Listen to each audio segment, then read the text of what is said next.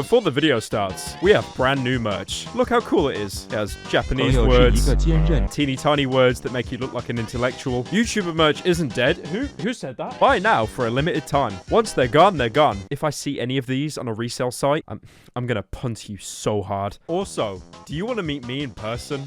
Of course you don't, stupid. You'd rather be playing Dark Souls Remastered on the Switch. But in case you do, I'll be in London Saturday the 14th of December for Razer's new store opening. Details about how to sign up for free in the description. Remember that Logan Paul film review I did ages ago? Well, now the director of the movie is trying to take down the video, even though YouTube themselves said it was fair use and they're not going to do anything. Seeming I'm on very thin ice at the minute, I thought it'd be a good idea to take a step back and make another video on a YouTuber's work. Now, Liza Koshy is someone I didn't know until recently. I mean, I've always known she's existed, thanks to YouTube's recommendation feature. From what I gather, she dated David Dobrik and is incredibly brand-friendly. That's why you see her with so many other brand-friendly famous people. Is there any artist or art that you really are into? Oh, I love the actor that... But most importantly, Liza Koshy is a comedian, and the majority of her content consists of 4-minute videos where she explained hilarious and quirky situations any 7-year-old white girl would find relatable. Baths are like really good to relax your muscles. Okay, well I don't have muscles, so... Now, I'm not sure about you, but saying sentence fragments in a funny voice and making a human troll face every 5 seconds isn't exactly well-structured comedy. Now, Liza seems to be an incredibly confident person, able to interview and talk to big famous people, while still being in a wacky, hilarious character. But what if I told you Liza Koshy has anxiety? That's right, and she made an entire video on it, definitely in no way trivializing what people suffering with anxiety actually go through. To be fair, she did make a pinned comment addressing it, saying it was basically a below mediocre video, but she never actually apologizes and instead says it's current year. So it comes across more as a I'm sorry you feel that way than a genuine apology. Sorry, that's Jeff. But you know what? Let's give her a break. The video is over 2 years old, and it's not like my content a couple years ago was any good.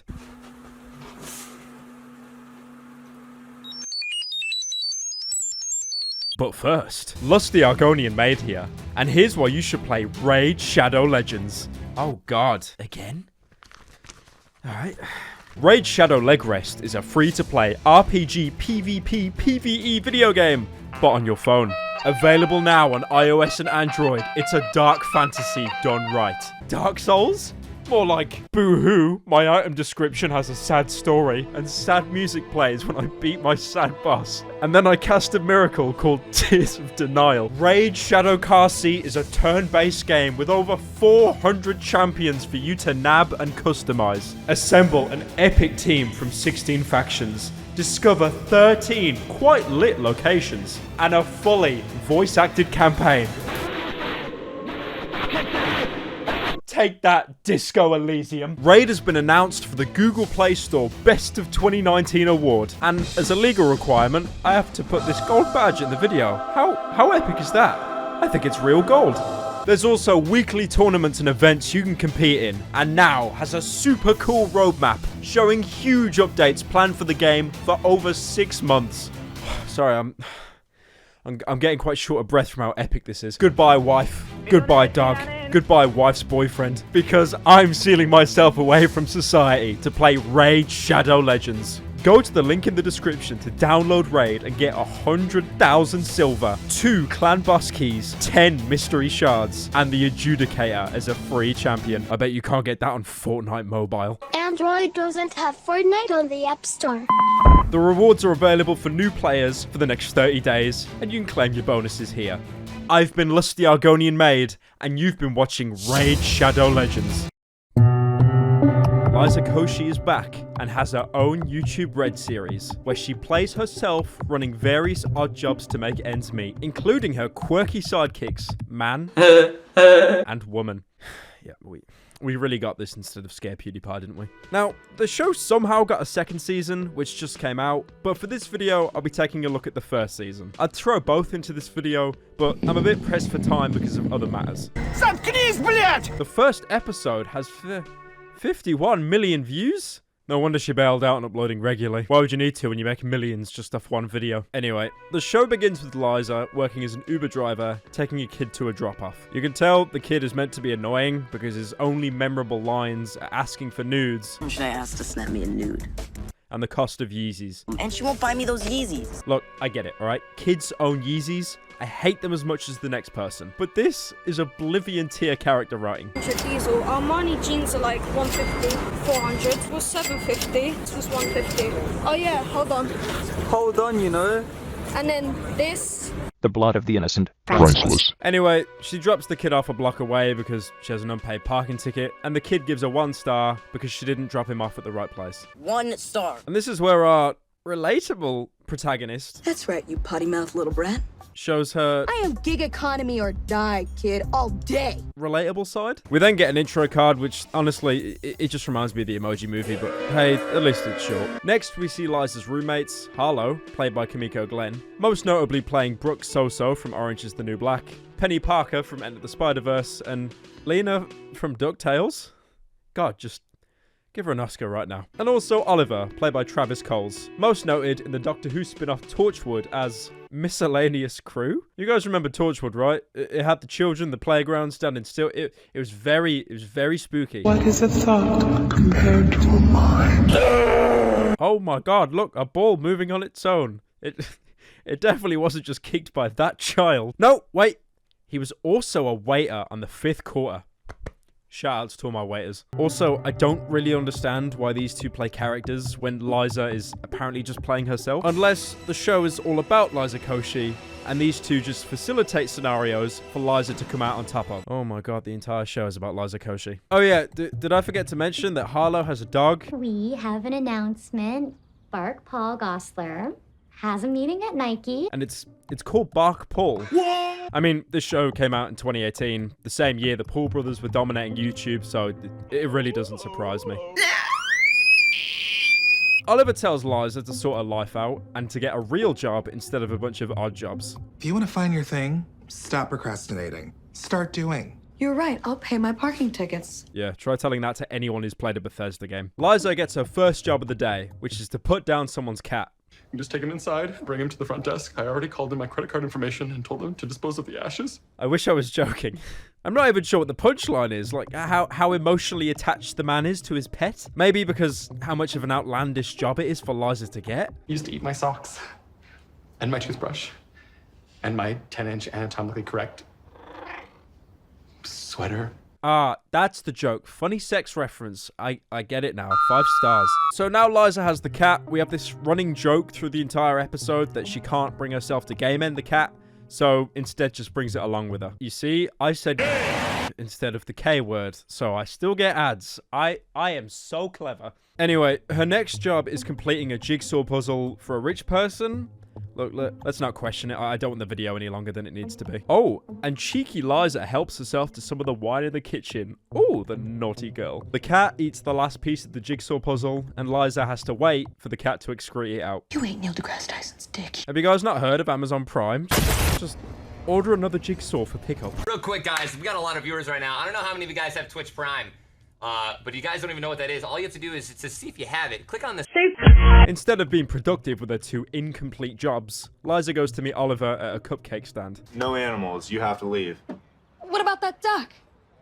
That is a registered therapy animal. Do you have paperwork? Okay, that was nearly funny, and only because I imagined it as dull and dark. That was fucking delicious. Also, when they come back, the cat has been taken. The thing is, who cares? And this isn't even me being morbid. It's exactly what Liza and Oliver said in the scene prior. He'll be okay under there, right? What's the difference?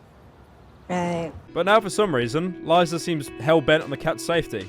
Guys, I think this is character development. But then, plot twist. The cat was never really ill. It was just a bad roommate trying to get rid of the cat.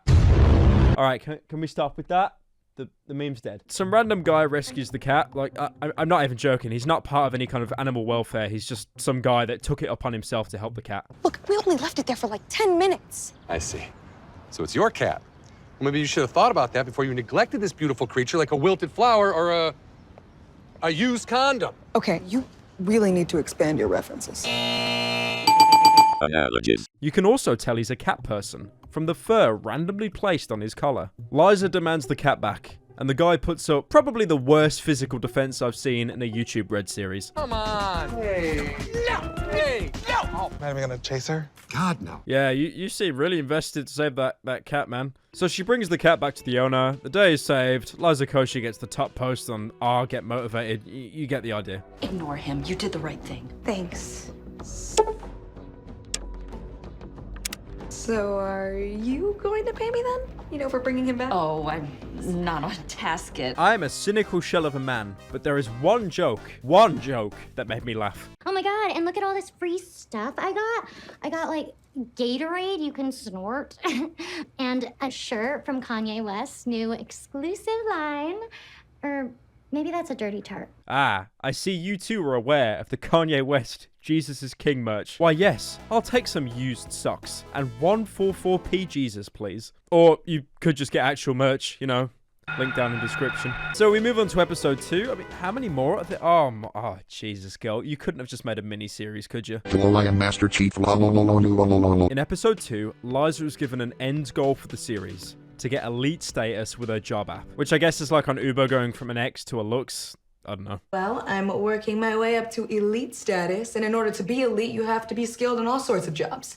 Yesterday, I was a Bruno Mars impersonator for a bar mitzvah. I'm the same height as him. It feels like half this show is about to lead to a bad Family Guy cutaway gag, but instead of the gag, they just replace it with awkward silence. 5-star cookies, 5 stars. And that shelf was crooked. Oh no, look out. It's conveniently placed dog feces. Surely she wouldn't step on it. Oh no, she stepped on it. Liza Koshy, you are a comedy masterpiece. Only you could make poop funny in current year. Smile, baby. You're too pretty to look so mad. You're also a total stranger. So why should I do anything you say to begin with? Because it would please you? Because that's rather presumptuous and also sexist. I mean, when you really break it down.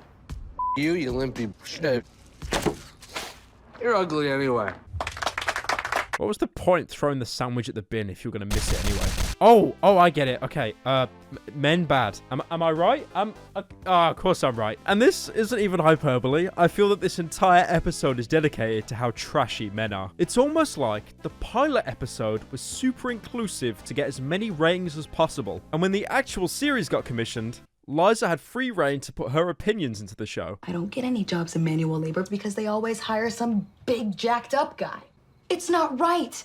Look, I can do anything a man can do, okay? Now, hear me out. I agree with Liza. I hate men. They're 99.9% of the reason I die in video games. But when you write all of the single appearance males as one-dimensional Cali Dubros, it becomes a bit insufferable. Oh, by the way, Liza's pretending to be a guy in this episode, despite having makeup. Oh, and if you didn't get that men are dumb and stupid yet, remember Sandwich Man from earlier?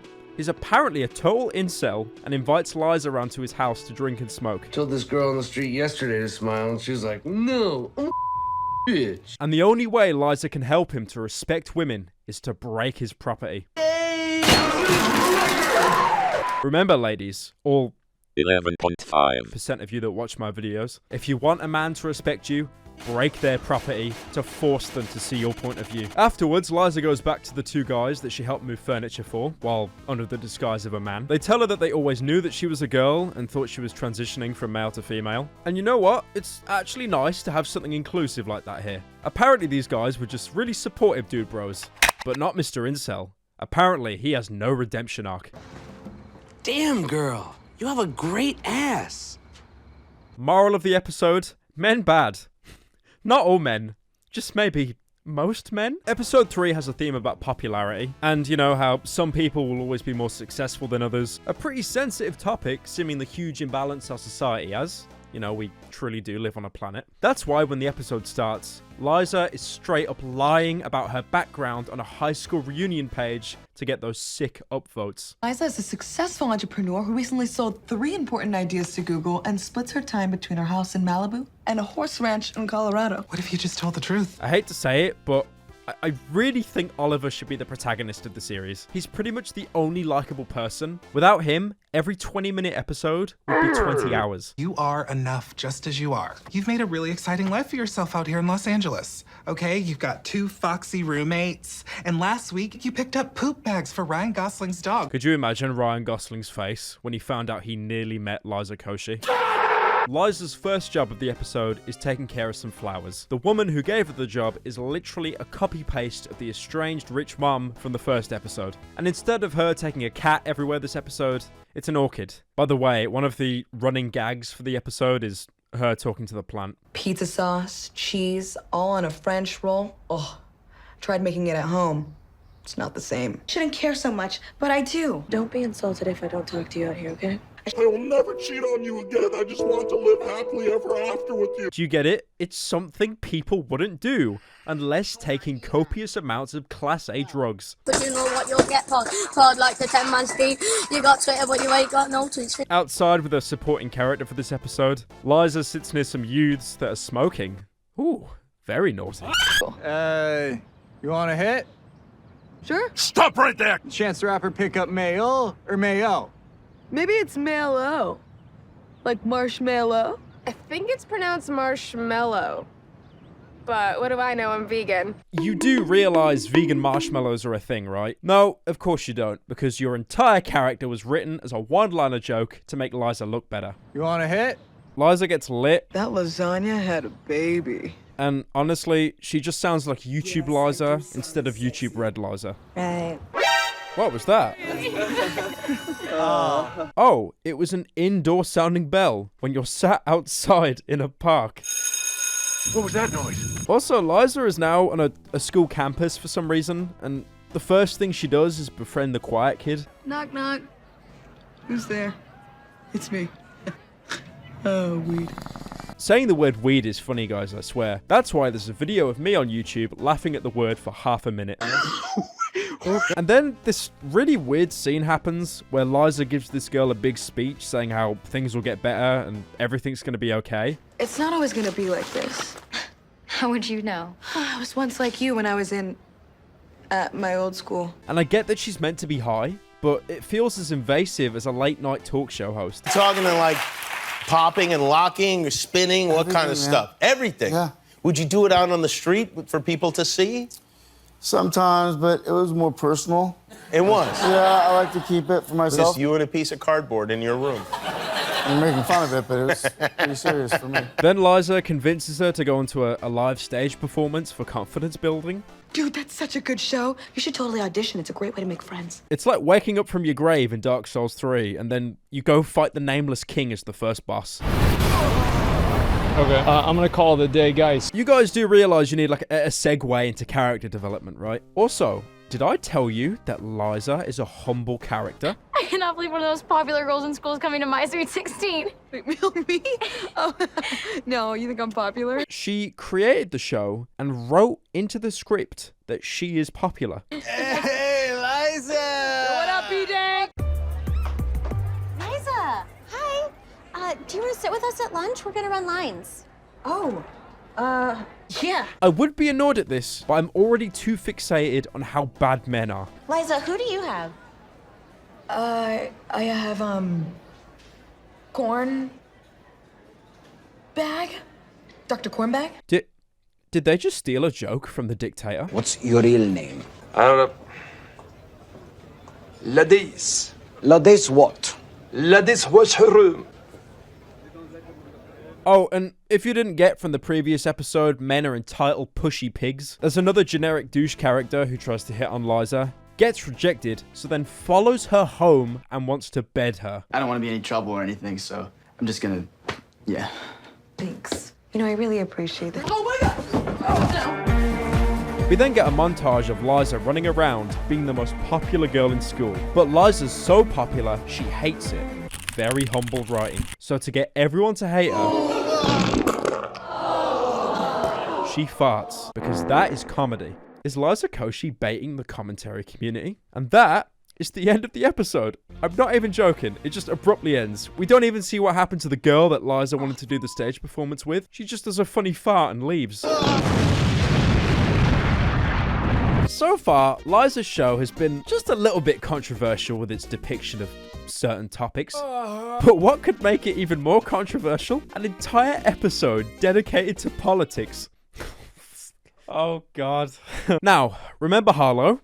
No, you don't. Liar! She's dating this guy who looks like a mix between early 2000s Eminem, skinny John Cena, and sounds like how Mark Wahlberg would talk off camera. Oh, snap. Next, we see Liza go to some sort of polling station, I think. And, one of the reps there, I'll just let it play out. I want you to imagine a time when life was about working with your hands. When you wanted to hear a song, you simply dropped a needle on a phonograph and you let the table do the work. When the only thing you had to protect, Liza, was your land. Then, Liza meets the head rep of whatever vague party this is, and he hints that he may get her elite status for helping promote his event. I am a majority shareholder at Tasket, so if things go well today, that could be mighty good for you down the road. Like elite status? So again, men are sleazy and bad. Unless they help Liza, then men good? Also, why is this woman just on her own eating cheese? Look, I do want to point something out. I know I'm using the men bad as a bit of a crutch to criticize Liza's show, but no joke, the very next scene, the head rep does a speech, basically saying women need to be put in their place. A time when separate was equal. When you're woman, well, she only asked you 2 questions. Honey, what do you want for dinner and who we voting for? Well, I'll tell you right now, you're voting for Clay.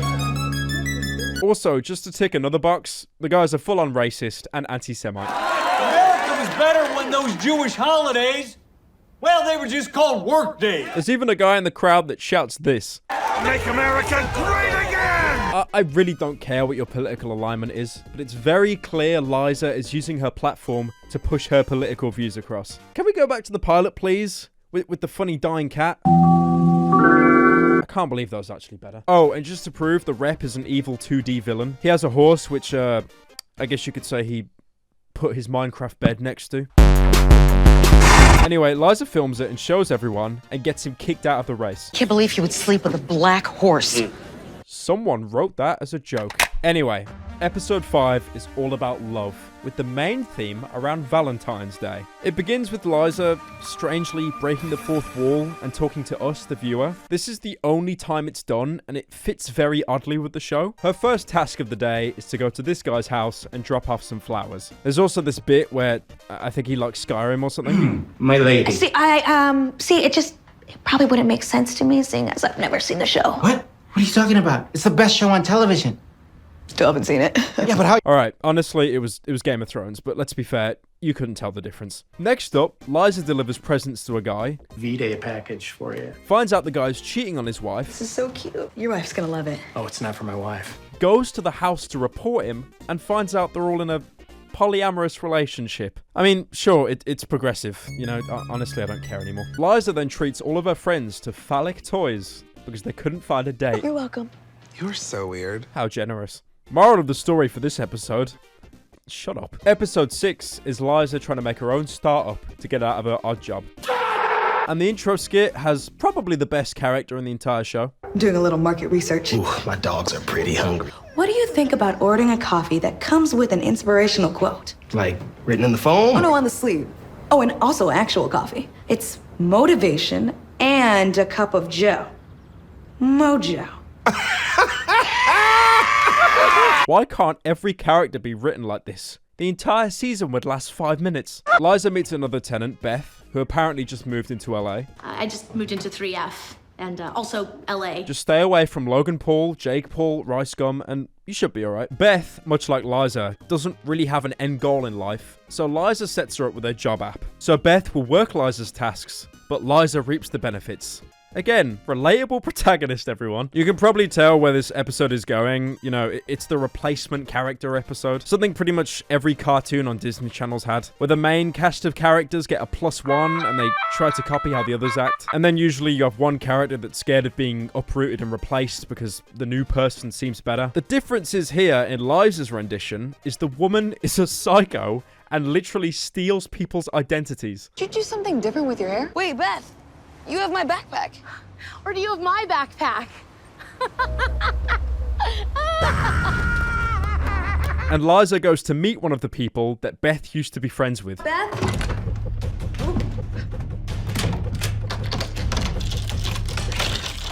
Wow, an actually funny concept. And we're only 75% through the entire series. While Liza is looking for a present for her roommate's birthday, Harlow, Beth spikes her tire so she'll be late to the party. And just to add insult to injury, Beth bought Harlow a present that she specifically told Liza not to buy. Liza Koshy is a very quiet and reserved person.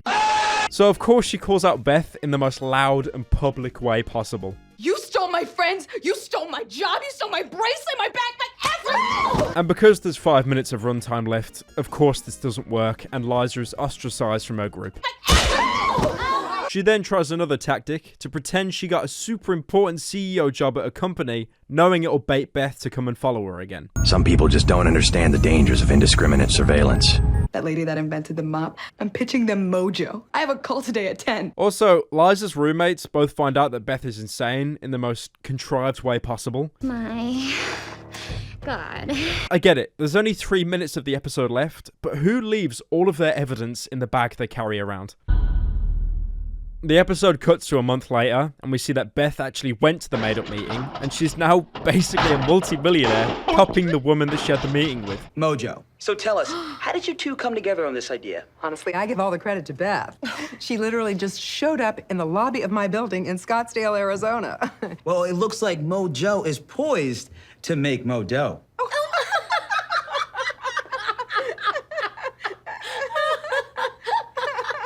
You know, that's a pretty bittersweet ending, and this episode was actually tolerable.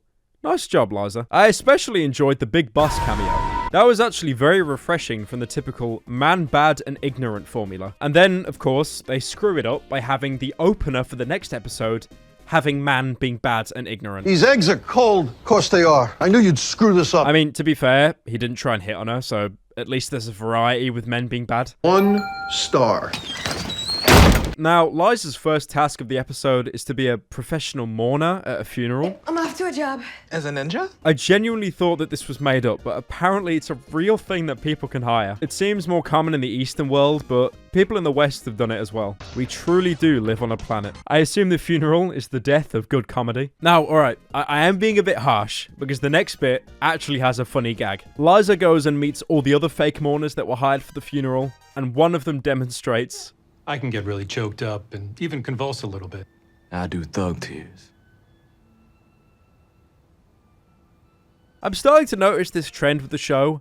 When there's a joke that Liza isn't involved in, the joke is actually funny. Hopefully, Thug Tears Man gets a spin-off series. See, that's what I thought. Coming up in here, getting in everybody's business. Get out the crying game. If you can't, ball. Also, remember the old boomer guy from the opening sketch? He's dead.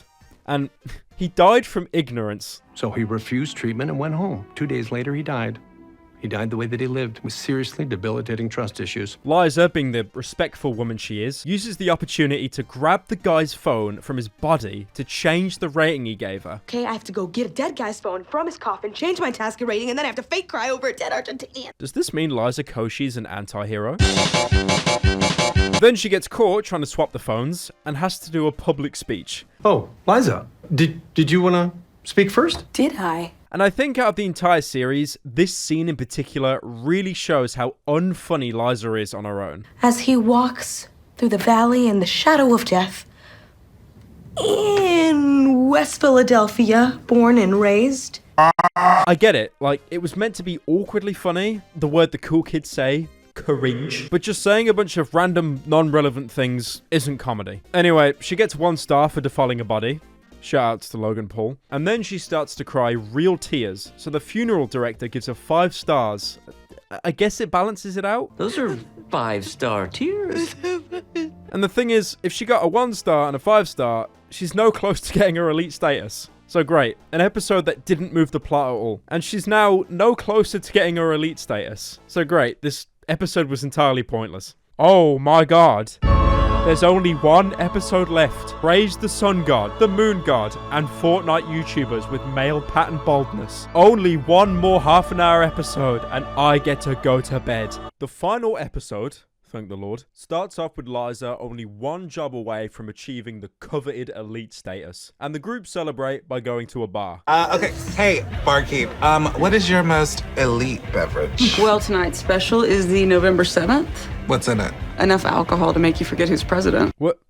Was that an Orange Man bad joke? Liza's group get absolutely wasted and then wake up with various things changed. Why do I have a briefcase handcuffed to my wrist? Again, like, nothing original. I mean, this is pretty much all nabbed from The Hangover, but still, it's something different. And we're on the last episode. Look, the less I complain, the quicker this will be over. So, pretty much this entire episode is them trying to retrace their steps to find out what happened the night before. Someone pierced my business, look! Look! Oh my God, they went right through the best part. This is yours. Oh, yeah, I got my, ears pierced last night. You showed us all last night. Oh, crap. Actually, the whole restaurant. I had to pull you down off the tables. You were really proud. Apparently, public indecency is okay, only if you're the main character of a show. That's actually really good to know because I record half my videos in my boxes anyway. Liza gets into an underground dance competition because apparently she left her phone here. I mean, it looks like Vault 111 to me, but anyway. She goes up against an actual professional dancer and just ends up doing a bunch of Fortnite emotes. Admit it! You have very good parents! Afterwards, Oliver finds the key to his briefcase. But what's inside? The bright light from Pulp Fiction? Limited exclusive pyrocynical merch available now? No. It's just a certificate of winning an escape room. They go to the escape room and ask the guy running it where they were last night. I would like to say the series ends here, and later the Dovahkiin finds their skeletal remains somewhere in a cave. Well, I'll tell you. But first, you have to complete the game the correct way. The tables have turned. You guys had 47 minutes on the clock last night before you snuck out of here. What the? No. Wait. But instead of actually solving the room, they just wait until the timer expires and leave. I knew you yucky dipshits couldn't make it out for real. Look, man, I did what you asked. Now you just tell me, where else did I go last night? Oh, I have no idea. I just lied so you guys would finish the game the right way. Rudy? Oh my god. Now this is the best character in the entire series. He baited the entire cast in a pointless padding sequence. This is epic. Afterwards, Liza meets some random woman who she bumped into while drunk, and she tells her that the cast on her arm is fake, and cuts it off. And I was worried about passing my test on how to do a cast, and you offered to let me put one on you. Wait, I didn't break my arm? No, silly. Just... It's so pointless. Why? It doesn't make any sense. Also, apparently they met Drake last night when they were drunk. I'm Chris, assistant to Drake. Drake! We were with Drake last night? Yep, just put famous name in the script. I don't care. But you know what? It's really nice that Fortnite Ninja would let the guy he made famous roam around without his supervision. Liza keeps her elite status, but then finds out that there's a platinum rank as well, which I assume Season 2 will be focusing on because, you know, we're at the end now. And then the three of them walk off into the night, glad that they could finally collect their paychecks. All in all, Liza on Demand isn't horrendous. It's not airplane mode bad. It's kind of like IGN reviewing any Call of Duty game. It's incredibly safe and really doesn't do anything different. It risks overcomplicating things. It copies tropes and cliches from more popular media, then tries to add a slight twist just so it isn't directly copying. Also, as a side note, apparently all of these episodes are rated 12, but have some really mature language in them. You limpy bitch.